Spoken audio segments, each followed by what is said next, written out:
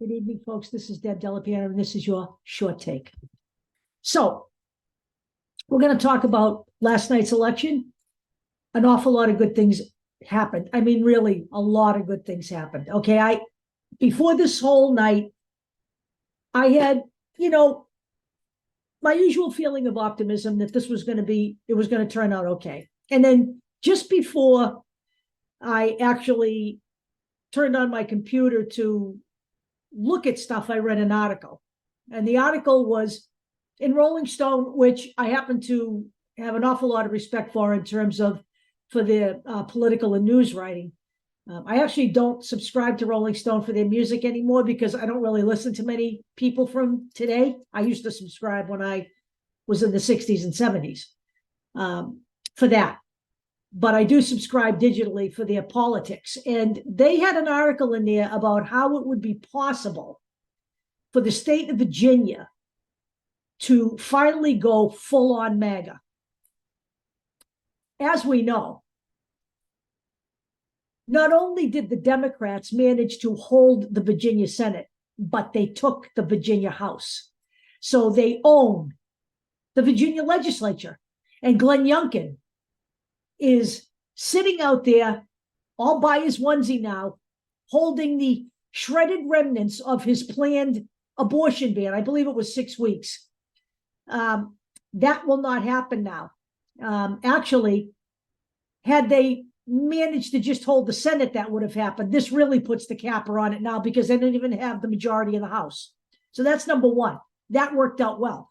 This also affects Glenn Youngkin in another way.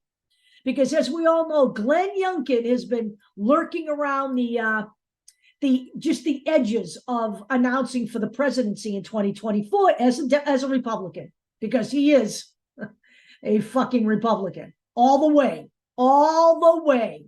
And he is a MAGA Republican. He's no better than the clown that's in the lead right now. Okay. But what this is going to do now that he's lost both houses, both chambers of the legislature now, this is going to put a damper on anyone who may have thought about donating to his campaign for the presidency. I think that will happen. And he certainly, for any of his more extreme right-wing policies that he wanted to bring to fruition after last night, it certainly isn't going to happen now. That's the first bit of good news. The second bit of good news, which is probably the biggest bit of good news for the night, is that the voters of Ohio voted to codify a woman's right to choose in their state constitution. That is a huge victory in Ohio. And to prove that it's a huge victory and that the Republicans realize how big a victory it is in fact the 7th consecutive electoral victory based on abortion for the Democrats. Okay. Mike DeWine, who is the governor, remember the governor who failed to ask for help after the train derailment? Remember that? That's him, the same Mike DeWine. Mike DeWine was already on the news as it was happening last night, talking about taking this voter's decision to the Supreme Court. So make no mistake about this, ladies. Okay, the Republicans have no problem after you all worked to get this put on the ballot, and after you all got the vote out to get it passed and codified. Mike DeWine wants to already take this to the Supreme Court to have it nullified. If you think for a nanosecond that they are going to stop, you better forget it. They are not. We need to match that intensity. And we did not match that intensity. This is a perfect segue for me. I'm not done yet on the good stuff, but I need to talk about some bad stuff. This is a perfect segue for me. We worked hard, us Democrats, and I did postcard mailings and phone banking to make Michigan a blue state. And we did that in 2022. Last night, we lost the Michigan House majority. 2 years later, we gave it up. And do you want to know why we gave it up? It's all in the newspapers, folks, all in the local Michigan papers, the Bridge and everything else. And I will put this in here. Low voter turnout.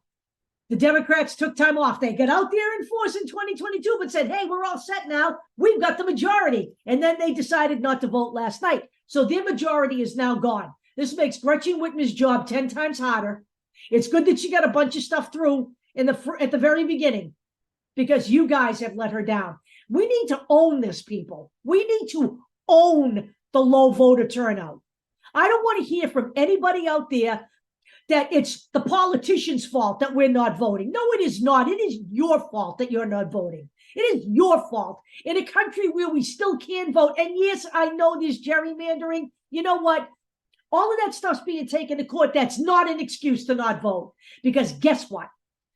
At the end of the day, the conservative voters in America are not in the majority. They have never been in the majority. They are not in the majority now.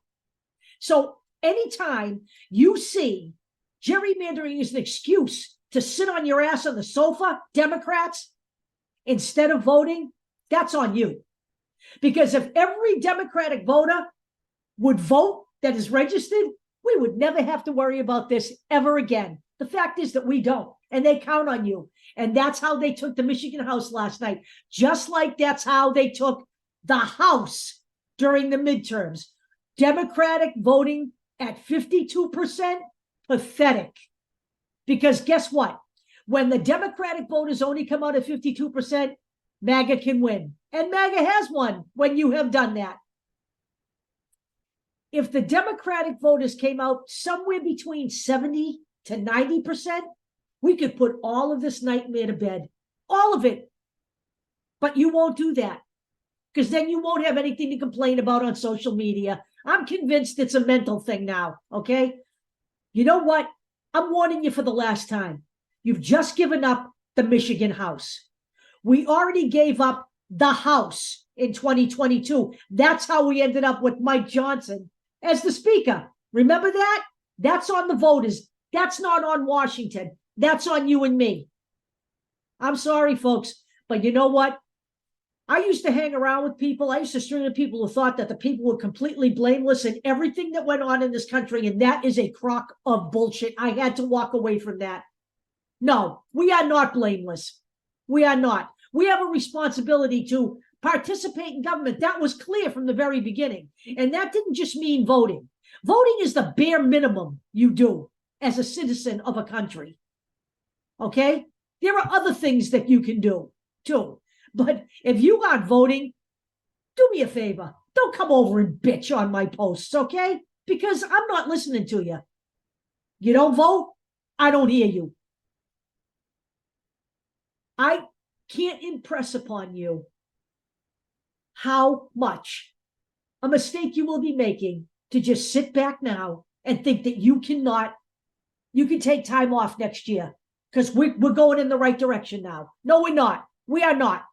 We're not going in the right direction until they are all out of office. All of them. No survivors. None. I'm not the only one that has said that. Jennifer Rubin of the Washington Post has said it. Steve Schmidt has said they all have to go. They all have to go. They all have to go. Now, one final victory that we want to talk about tonight, and one close victory, one hard-fought battle, and we almost got this one too. But Andy Beshear, governor of Kentucky, he was reelected last night for a second term. This is a Republican state, very Republican state, with a very Republican legislature who has a very Democratic governor. And here's what I want to say about that. To me, that is proof that when people vote, big things can happen. You need to get out and vote. And you know what? When you govern from the middle out, when you are a real governor, when you are a real public servant, you can bet some GOP voters voted for Andy Beshear last night because they're in the majority in that state. That is a very Republican state. That's the good news. In Mississippi, unfortunately, Tate Reeves was reelected. Brandon Presley fell short. He came close. We'll get him next time. I'll talk to all you guys later. Have a nice night.